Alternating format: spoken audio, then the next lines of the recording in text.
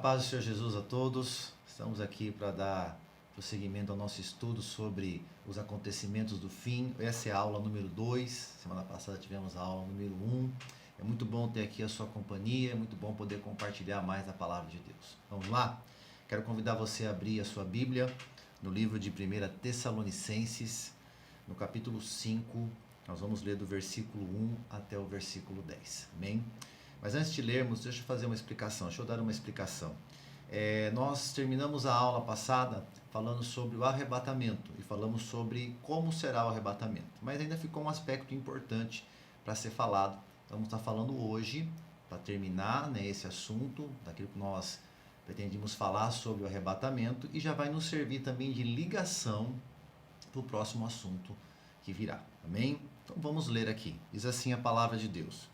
Irmãos, quanto aos tempos e épocas, não precisamos escrever-lhes, pois vocês mesmos sabem perfeitamente que o dia do Senhor virá como o ladrão à noite. Amém? Faça uma pausa aqui na sua leitura comigo. Interessante que o Paulo aqui, inspirado pelo Espírito Santo, ele usa o termo como ladrão à noite, aquilo que vem escondido, aquilo que não vem à vista das pessoas. Em uma outra passagem da palavra de Deus, Jesus falando, ele usa o termo como relâmpago, lá em Mateus 24, 27. Qual é a diferença? É a mesma coisa? Não é a mesma coisa? Há uma diferença? Ah, sim. Paulo falando aqui sobre a vinda do Senhor como ladrão, ele fala sobre o arrebatamento, aquilo que só a igreja, só os salvos vão se aperceber. Quando Jesus está falando lá do relâmpago, que a sua vinda será como relâmpago, ele está falando da sua segunda vinda.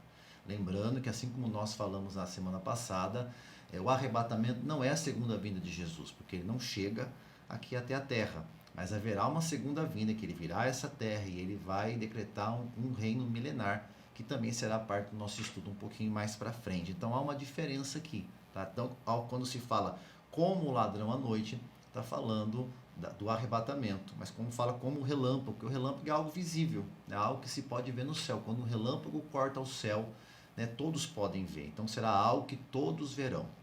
Amém? Vamos continuar aqui a nossa leitura no versículo de número 3. Diz assim: quando disserem paz e segurança, então de repente a destruição virá sobre eles, como dores à mulher grávida, e de modo nenhum escaparão. Olha o que o restante da palavra fala aqui. Mas vocês, irmãos, não estão nas trevas, para que esse dia os surpreenda como ladrão. Aqueles que estão prontos, lembra que eu falei da semana passada sobre prontidão, sobre estar pronto, como desde o início a palavra de Deus vem chamando o seu povo sempre a estar pronto. Nesse momento aqui, o Espírito Santo, através de Paulo, está reafirmando e fortalecendo isso. Vocês todos são filhos da luz, filhos do dia. Não somos da noite nem das trevas. Portanto, não durmamos como os demais, mas estejamos atentos e sejamos sóbrios. Pois os que dormem, dormem de noite, e os que se embriagam, embriagam-se de noite. Aqui nesse trecho da palavra, ele está usando o termo dormir aqui como aquele que não está atento, aquele que não está ligado, aquele que não está preparado. Lembra que nós falamos semana passada também, na nossa primeira aula, sobre a igreja de Filadélfia e a igreja de Laodiceia. A igreja de Filadélfia é a igreja que está pronta, a igreja que está preparada, e a igreja de Laodiceia é a igreja que está desapercebida, não está ligada nas coisas. Esse é o termo aqui, os que dormem, os que se embriagam, os que se deixam levar pelas coisas dessa vida e desse mundo. Amém? Versículo 8. Nós, porém, que somos do dia, agora está falando dos que estão salvos, que são da igreja, como se fosse a representação da igreja de Filadélfia, que estão preparados, estão prontos, estão sempre se preparando, sejamos sóbrios, vestindo a couraça da fé e do amor e o capacete da esperança da salvação. Versículo 9. Porque Deus não nos destinou para a ira, Deus não destinou o seu povo para o tempo da ira, mas para recebermos a salvação por meio de nosso Senhor Jesus Cristo. Agora, olha o versículo 10. Ele morreu por nós, para que quer estejamos acordados, quer dormindo, vivamos unidos a Ele. Amém? Aqui nesse versículo de número 10, o estar acordado e dormindo já tem um outro significado. Paulo está falando dos que estão vivos e salvos, aqueles que estão no Senhor, e daqueles que morreram no Senhor. Pessoas que serviram a Deus, mas terminou o seu tempo nessa terra e partiram, mas partiram no Senhor. Você nunca vai ver Paulo falando dos que partiram no Senhor como aqueles que morreram. Ele vai usar morreram para os ímpios, para os pecadores, mas quando ele fala do povo de Deus, ele fala aqueles que dormiram. Então, acordado aqui é estar atento e dormir. Nesse versículo 10, né, acordado aqui é os que estão vivos, né, e o dormindo aqui é aqueles que partiram, mas partiram no Senhor. Amém? Agora, observe algo importante. Eu disse que tanto nós falaríamos aqui sobre esse assunto para fecharmos a questão do arrebatamento. Então, um dos aspectos do arrebatamento, ele virá como ladrão, né? Só quem vai se aperceber, vai ouvir o chamado aí será no dia, né, quando isso acontecer, os que estiverem salvos, estiverem prontos, né? Mas no versículo 3 também, do mesmo texto que nós acabamos de ler, ele diz assim: quando disserem paz e segurança, agora entenda que ele não está falando agora direto para a igreja, ele está falando com a igreja de um outro grupo. Ele fala, quando disserem paz e segurança, então, de repente, a destruição virá sobre eles, como dores à mulher grávida, e de modo nenhum escaparão. Né? Então ele está falando de um tempo aqui de destruição, mas quando nós lemos o texto acima, que nós acabamos de ler, fala que nós não fomos destinados para a ira, mas ele fala de um grupo aqui que vai pensar que há paz, que há segurança, e de repente o que vai acontecer é repentina destruição. E do que ele está falando isso? Para nós entendermos melhor, vamos voltar naquela cronologia da primeira aula sobre as festas judaicas. Né? Nós chegamos até a quinta festa, né? Ainda que eu citei todas, né? Mas falamos especificamente mais sobre a quinta festa, que era a festa das trombetas, que representa o arrebatamento. Agora, qual é a festa seguinte, né, que determina, que vai nos apontar o próximo evento nessa cronologia de Deus aí? A sexta festa, né, é o dia do perdão, né, conhecido lá pelos judeus como Yom Kippur, né, em hebraico, que representa a grande tribulação, né, o dia do perdão. Agora, qual é o propósito dessa grande tribulação? Por que isso vai acontecer? Por que Deus não impede que esse tempo aconteça? Por que faz parte, algo que está determinado, a Bíblia já está ali escrita, e tudo que nós temos que tudo que a palavra de Deus se cumpre, o Senhor disse que vai se cumprir tudo.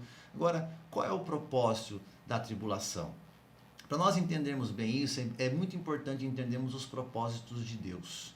Né? Isso aqui é algo bem interessante. Olha o que está lá no livro de João, no capítulo 3 e no versículo 16. Diz assim: porque Deus tanto amou o mundo, que deu o seu Filho unigênito, para que todo o que nele crê não pereça, mas tenha a vida eterna. Qual é o propósito de Deus no que diz respeito à salvação, à perdição eterna? Ele quer que todos se salvem. Nós vamos ler alguns outros textos que falam sobre isso. Mas a intenção de Deus é a salvação da humanidade.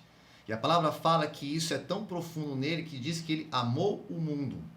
Amou todos de tal maneira, a tal ponto, que ele enviou o seu filho unigênito. Naquele tempo, Jesus era o unigênito, o único filho de Deus. Jesus morre, ressuscita e ele se torna o primogênito, porque ele abre caminho para que outros se tornem filhos de Deus também, quando o recebem como seu Salvador. Mas vê aqui claramente qual é a intenção do Senhor: que todos sejam salvos. Agora, olha o restante do texto: para que todo o que nele crê não pereça, mas tenha a vida eterna. É interessante entender que o propósito de Deus é salvar a todos, né?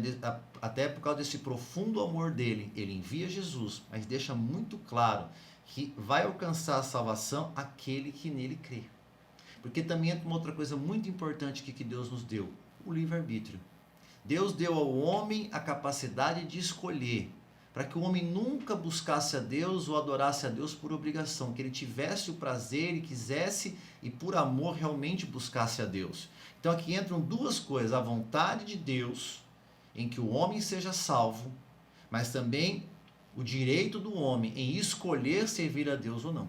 Né? Um outro texto para nos dar mais entendimento sobre isso está lá em 1 Timóteo, capítulo 2, o versículo 3 e o versículo 4, que diz assim: isso é bom e agradável perante Deus, nosso Salvador, que deseja que todos os homens sejam salvos e cheguem ao conhecimento da verdade. Então, mais uma vez, expresso aqui, né, no livro de Timóteo, esse desejo de Deus de que todos sejam salvos.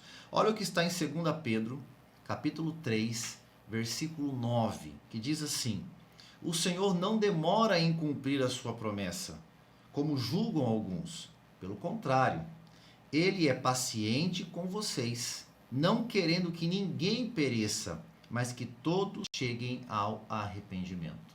Então fica muito claro, entre os propósitos de Deus está o de salvar a todos, mas também o direito da escolha de todos, né?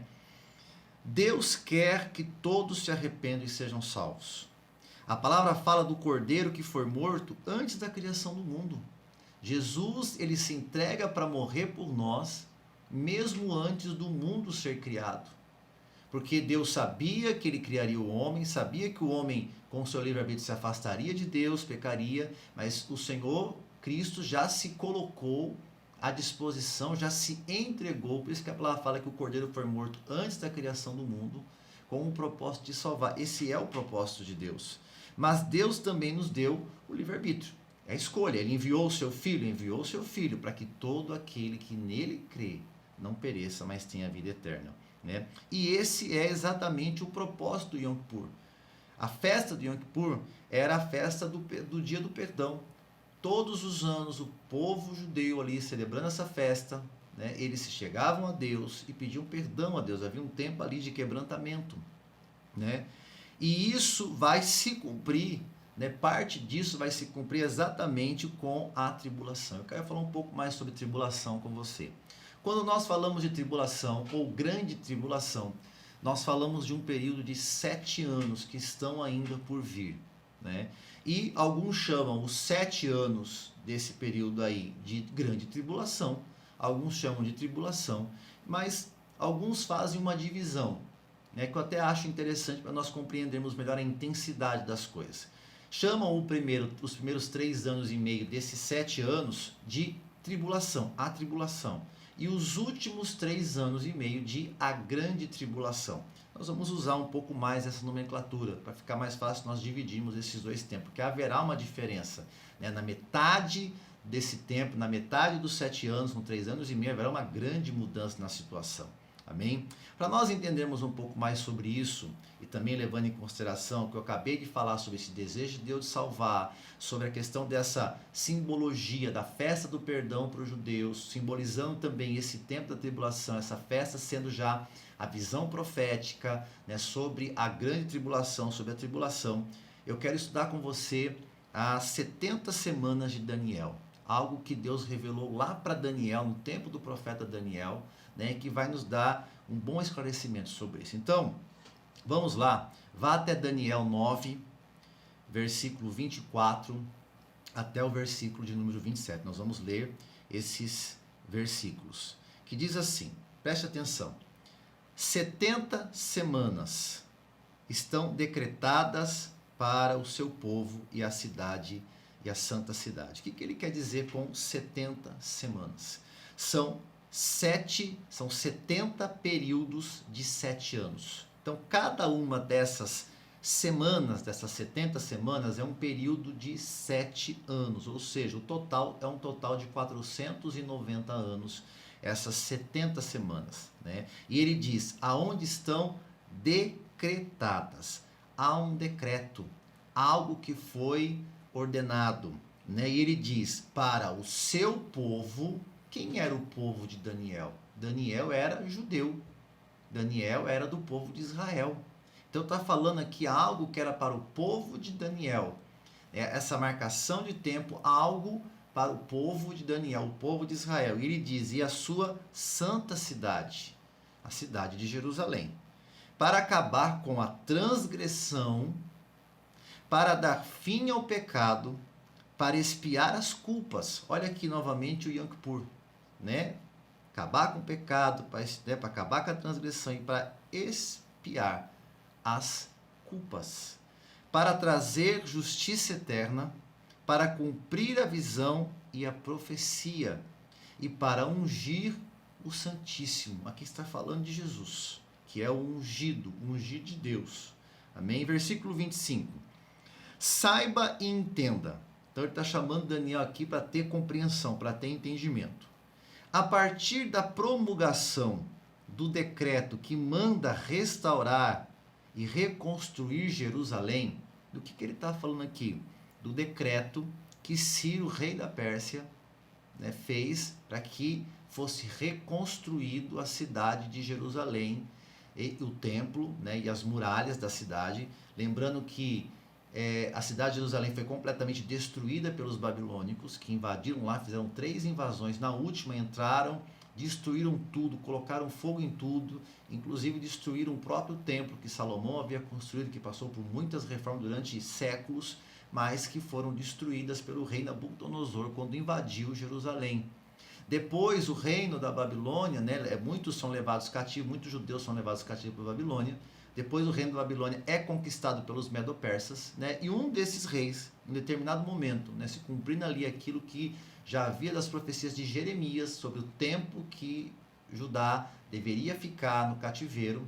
Então esse rei, né, decreta uma lei da reconstrução de Jerusalém. Então ele está falando, a partir desse momento, a partir do momento em que esse rei decretar isso, né, ele diz, até o ungido, o líder, está falando agora de Jesus. Então ele está falando, olha, do momento em que o rei Ciro, rei persa Ciro, decretar que deve ser reconstruída a cidade de Jerusalém, até, ele está falando de um tempo aqui, até o ungido, né, até Jesus venha, até que ele venha, haverá 7 semanas. Então ele pegou as 70 semanas, ele está explicando para Daniel agora, então ele está fazendo separação desse tempo. Então ele separa um primeiro tempo, que é um tempo de 7 semanas, ou seja, 7 das 70.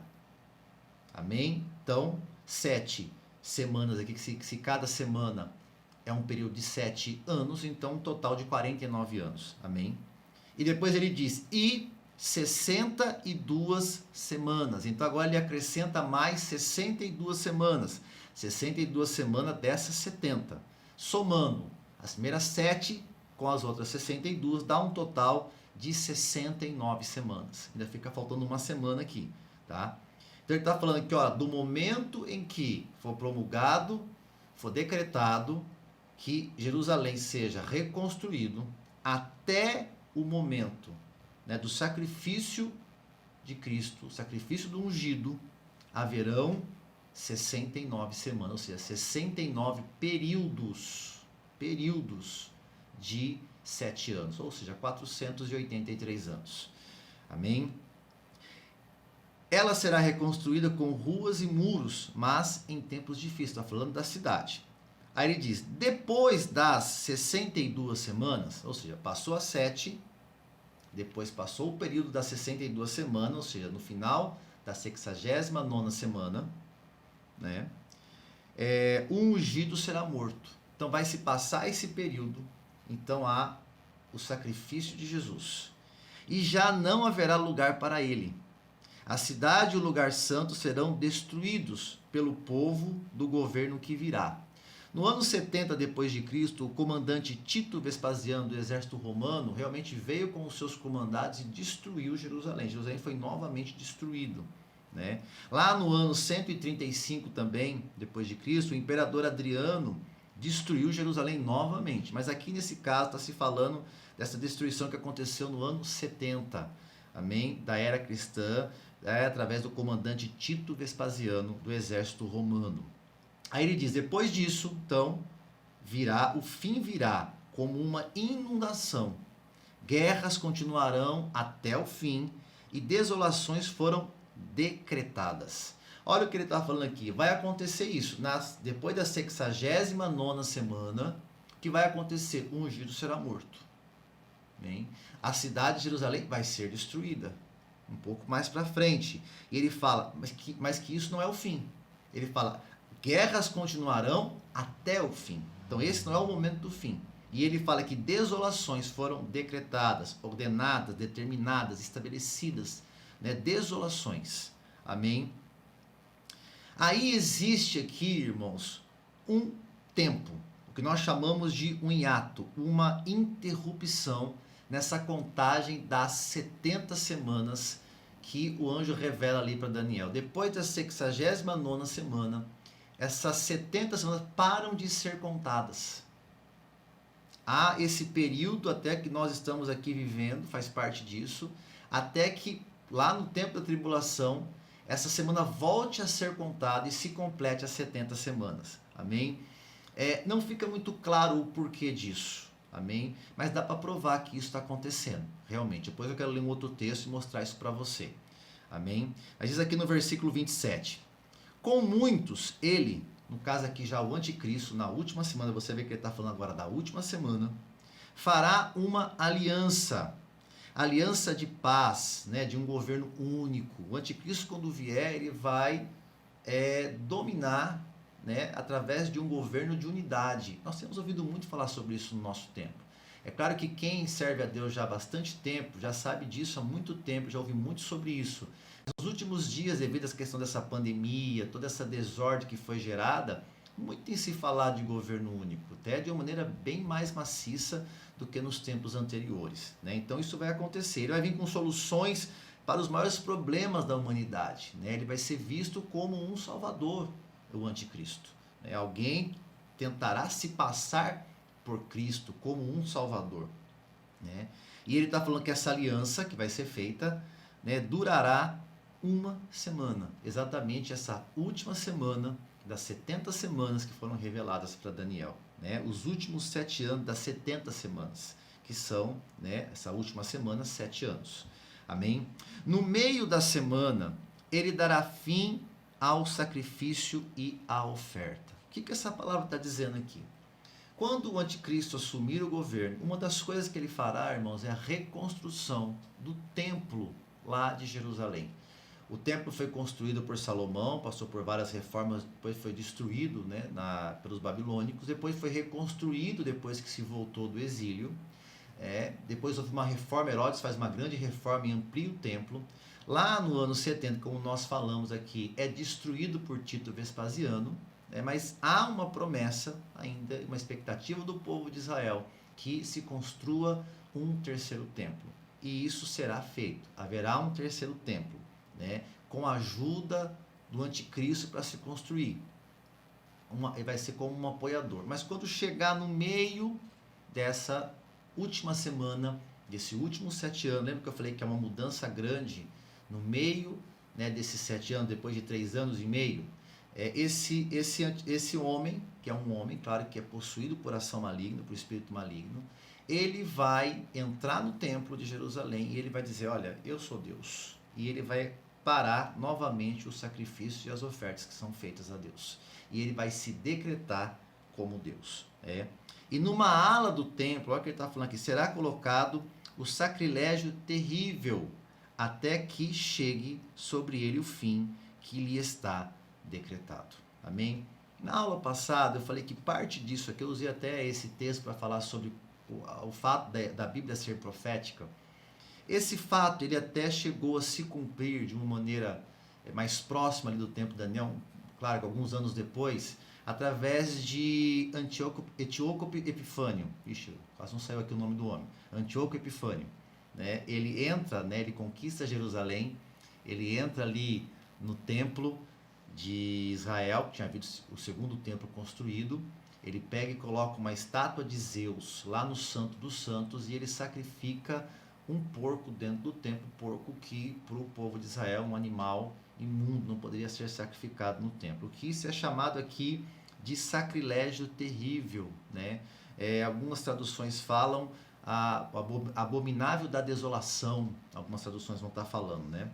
Ele fala que isso vai ter um fim. Então, na metade desses 7 anos, o anticristo vai entrar no templo, no terceiro templo de Jerusalém, e vai decretar que ele é esse rei, e vai se cumprir também isso que se cumpriu lá, de uma maneira mais próxima lá do tempo de Daniel, algum tempo depois, alguns anos depois, né? Mas também é uma marca lá no final do tempo. Jesus disse isso, né? Jesus no tempo dele disse sobre isso como um sinal do final dos tempos. Amém? Nós já lemos esse texto, mas nós vamos ler ele novamente hoje também. Amém? Agora, algumas pessoas, olhando para esse último versículo aqui, que nós acabamos de ler, o versículo 27, eles têm uma visão um pouquinho diferente. Eu quero falar sobre isso também, mas depois eu quero ler um outro texto para nós entendermos melhor do que realmente está sendo falado aqui. Né? Alguns entendem que assim que termina a 69ª semana, lá no tempo lá de Jesus, quando Jesus é crucificado, já se cumpriu também em seguida a última semana, os últimos 7 anos. Para quem tem esse entendimento, quando se lê aqui no versículo 27, que com muitos ele fará uma aliança, eles não entendem que é o anticristo, eles entendem que é Jesus. Quando Jesus ali na Santa Ceia, ele faz uma aliança ali, a nova aliança, né, através do seu sangue com os seus discípulos e através da morte da cruz, onde ele também está ali literalmente cumprindo essa aliança. Né? Aí falam que essa questão do sacrifício e as ofertas teriam fim, porque quando Jesus morre na cruz e ele ressuscita, já não há mais necessidade de haver sacrifícios, e realmente não há mais necessidade de toda aquela cerimônia de sacrifícios que haviam no meio do povo de Israel. Então, alguns entendem isso aqui, né? E que o sacrilégio terrível foi exatamente a destruição, né, do templo de Jerusalém, ou até mesmo a morte de Cristo, a morte do ungido. Amém? Agora, para entendermos melhor se isso tem a ver com Jesus ou com o anticristo, para ficar mais fácil nós entendermos, vamos até Marcos 13. Eu quero ler com você o capítulo 13 de Marcos.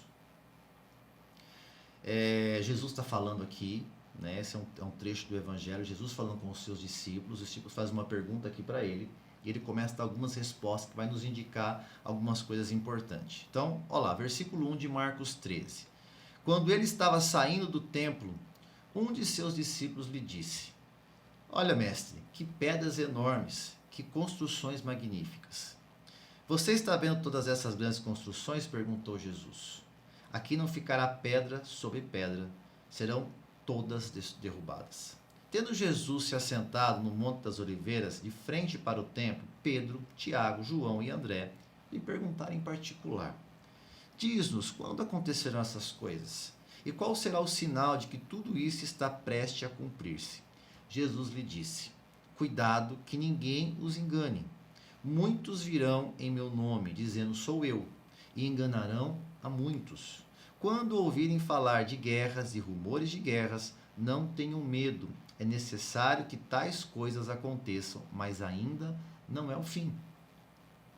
Nação se levantará contra nação, e reino contra reino. Haverá terremotos em vários lugares, e também fomes. Essas coisas são o início das dores.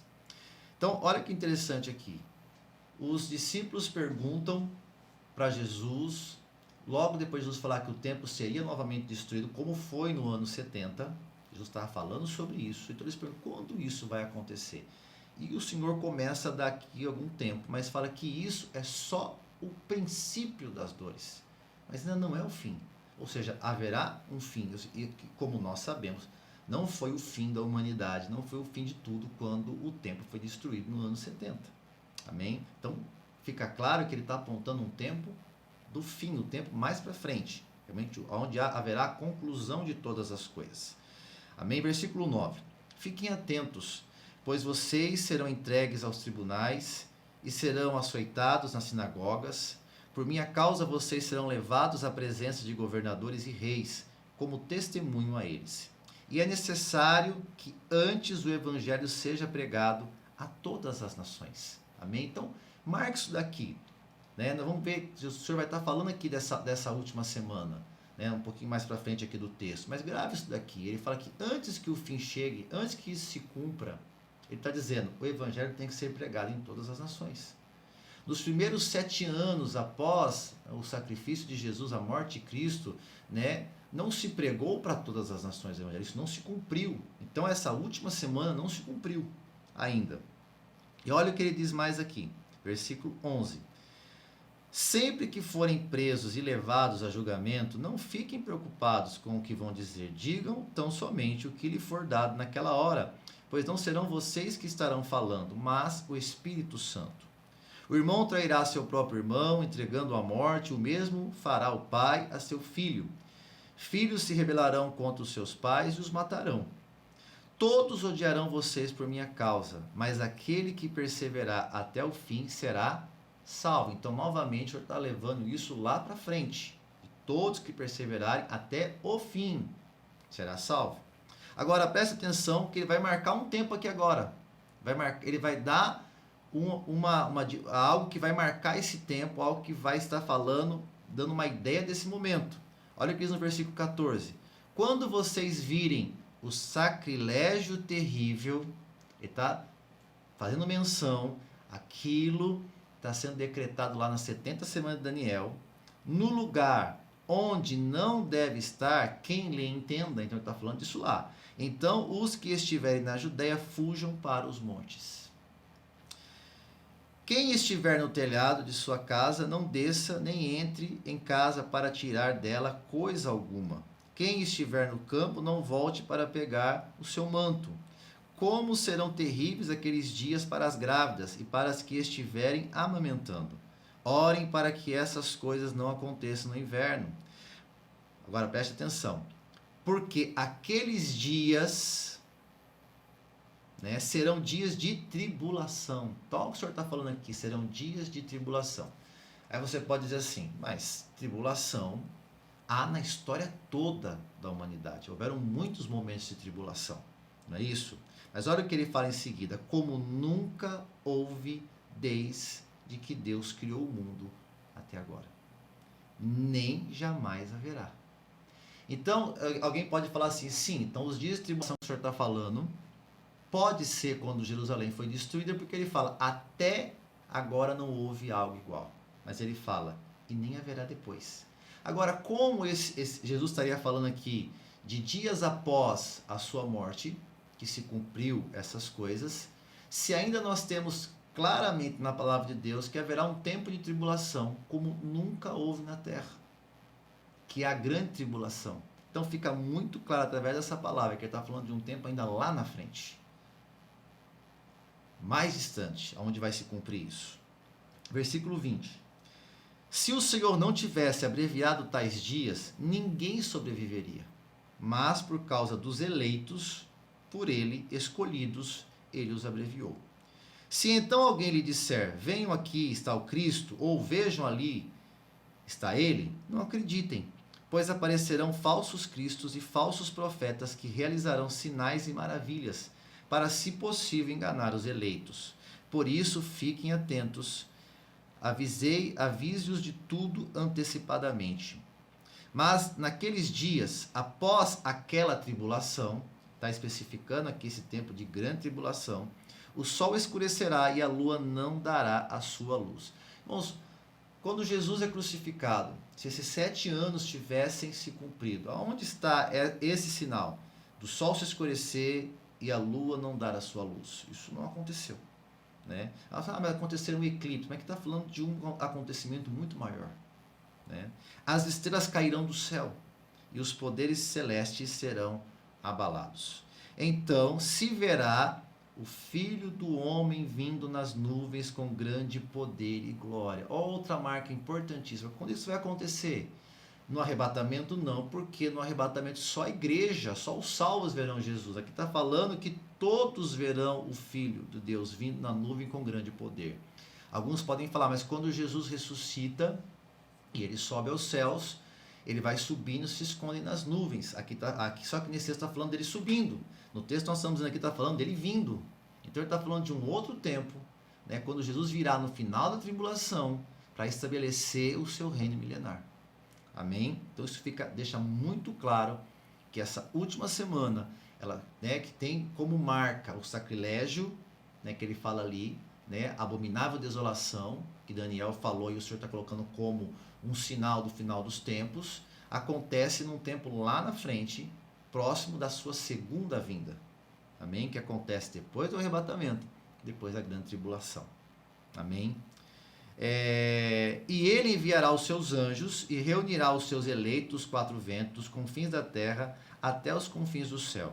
Aprendam a lição da figueira, quando os seus ramos se renovam e suas folhas começam a brotar, vocês sabem que o verão está próximo.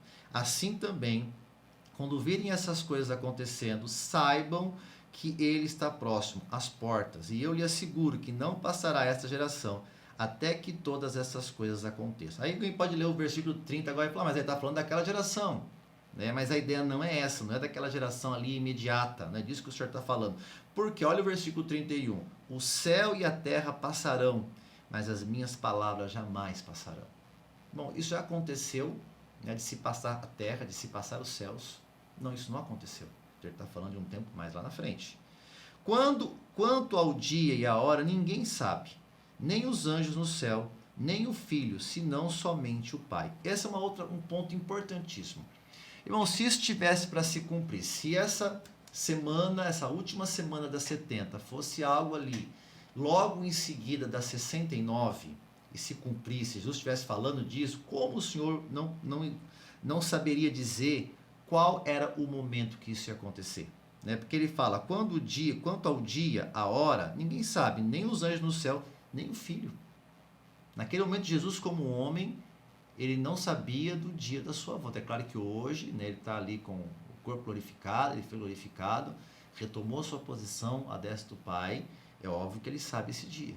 Então, mas fica claro que não aconteceu logo em seguida a sua morte, porque se fosse o cumprimento ali de mais 7 anos apenas, logo depois da 69ª semana, o Senhor ia dizer, daqui a 7 anos eu estou voltando. Ele saberia dizer isso.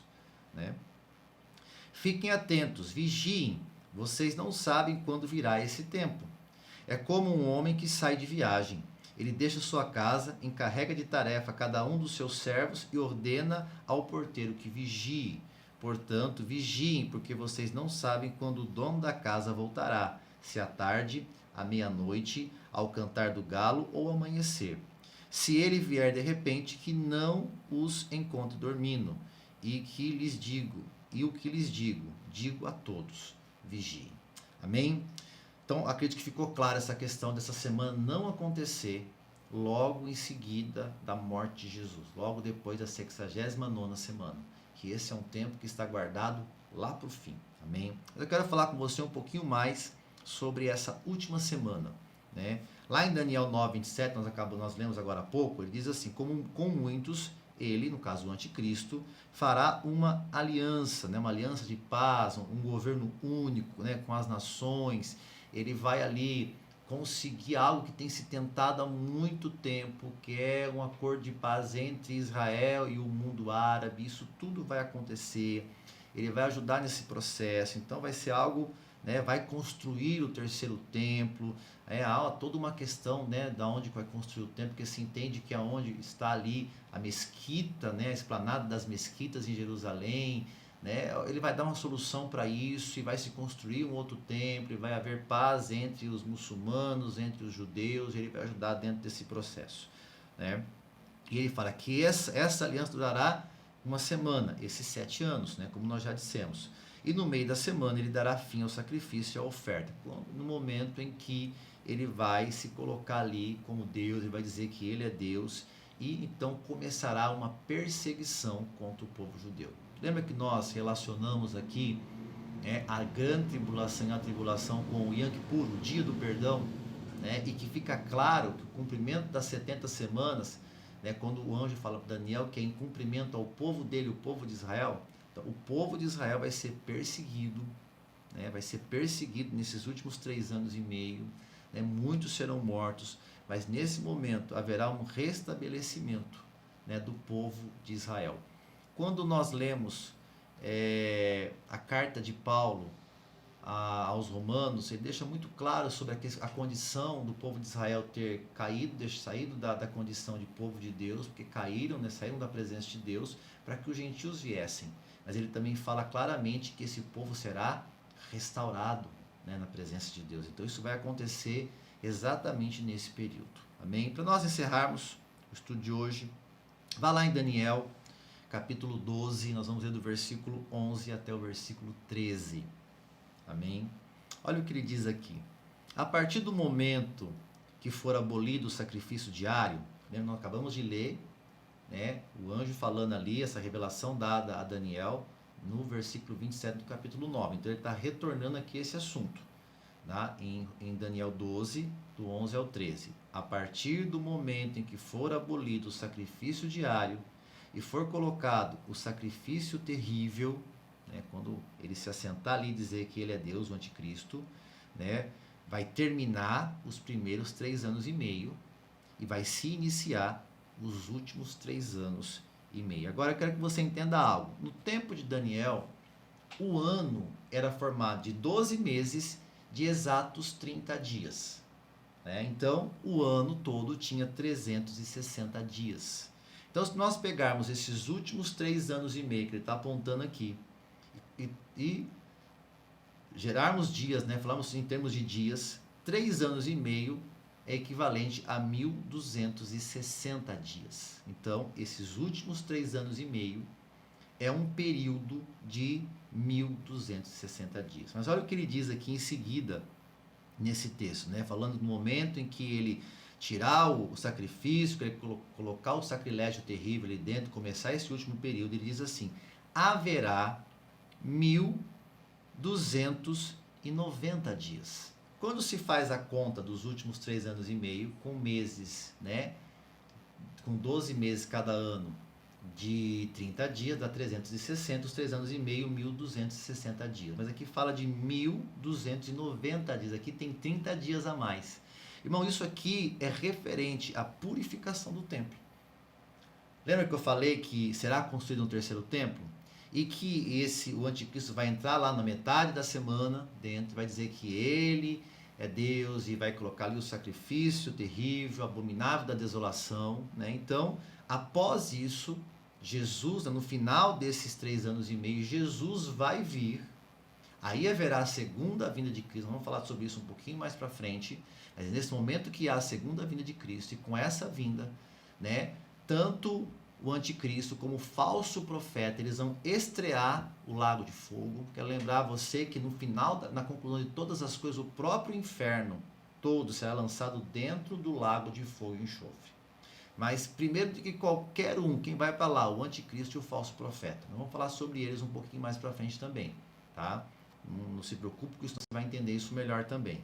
Então, depois haverão 30 dias de purificação do templo. Amém? Agora, olha o que diz o versículo 12. Feliz aquele que esperar e alcançar o fim dos 1.335 dias. Agora ele coloca esse período para mais 45 dias, né? O que isso quer dizer? O que nós entendemos disso? Que os primeiros 30 dias após o término da tribulação, o término dos últimos 3 anos e meio, é um tempo de purificação do templo, e que esses 45 dias que faltam para chegar em 1.335 dias é um tempo de julgamento das nações. Haverá os julgamentos. Amém? As nações vão se chegar, aqueles que estiveram no Senhor, claro que os que não foram arrebatados, o que não é a igreja passando por isso, e também não é o juízo final aqui. Haverá um julgamento sobre tudo que aconteceu nesses 7 anos aqui, sobre as perseguições feitas a Israel, sobre aqueles que ajudaram Israel, os israelitas, ajudaram os cristãos, aqueles que de alguma maneira apoiaram e ajudaram, sustentaram aqueles que continuaram ali servindo a Deus, né? Talvez alguns cristãos que vão se arrepender depois, porque viram que não foram salvos, não estavam prontos, e o povo judeu. Amém? Então, esses 45 dias dizem respeito a um tempo de julgamento. Agora, olha o que ele diz aqui no versículo 13 para nós encerrarmos. Quanto a você, siga o seu caminho até o fim. Lembra que está falando com Daniel. Você descansará, e então, no final dos dias, novamente ele está apontando lá para o final, você se levantará para receber a herança que lhe cabe. Amém? Daniel, com certeza, ele partiu no Senhor, né, um homem de Deus, e está aguardando o dia, né, desse encontro com o Senhor. Ainda que eu entendo pela palavra de Deus que as pessoas que morrem no Senhor, elas vão para o céu, elas vão estar na presença de Deus, mas haverá um momento da ressurreição, quando os corpos serão glorificados, e essas pessoas receberão de novo, né, os seus corpos, só que corpos glorificados. Amém? Mas isso a gente fala um pouquinho mais para frente também, para não complicar muito aqui. Amém? Que Deus abençoe você, que você possa buscar em Deus orientação cada vez mais. Ore ao Senhor. Uma coisa que eu gosto muito quando eu ouço a palavra de Deus é orar e pedir ao Senhor para ir firmando aquilo no meu coração e trazendo até mais revelação. Sei que o Senhor quer falar com você, se disponha, amém? Que Deus abençoe a sua vida e até o próximo estudo, querendo Deus, amém, em nome de Jesus.